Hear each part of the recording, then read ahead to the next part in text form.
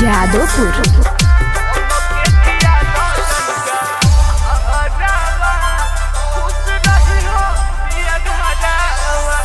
काहे जात बारू जानू हमसे मुँह मोड़ के चल जइबू काहे जानू हमारा के छोड़ के।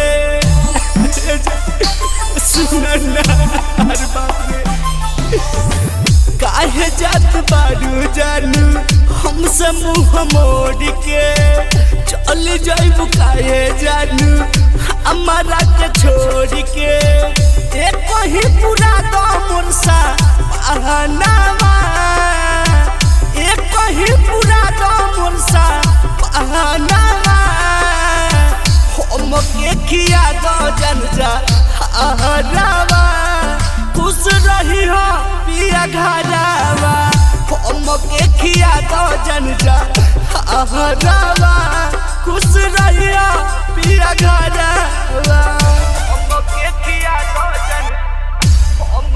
किया तो जनका हरावा खुश रही हो पिया घरावा।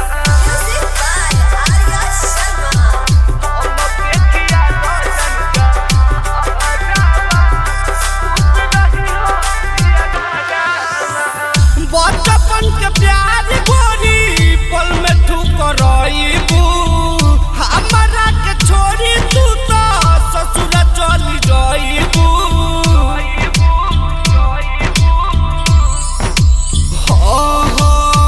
बचपन के प्यार गोरी पल में तू करइबू हमारा के छोड़ी तू तो ससुर चली जाइबू।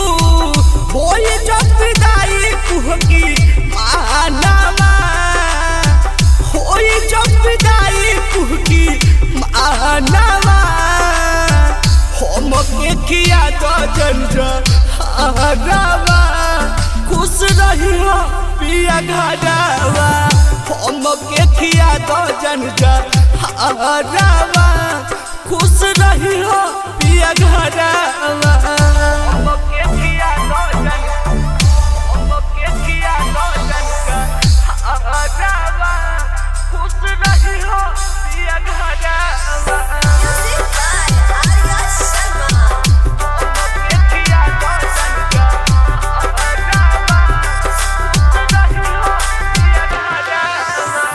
रोमियो अमित के जानू जानी तू सताई हा याद मकई के दिल से बिसराई हा।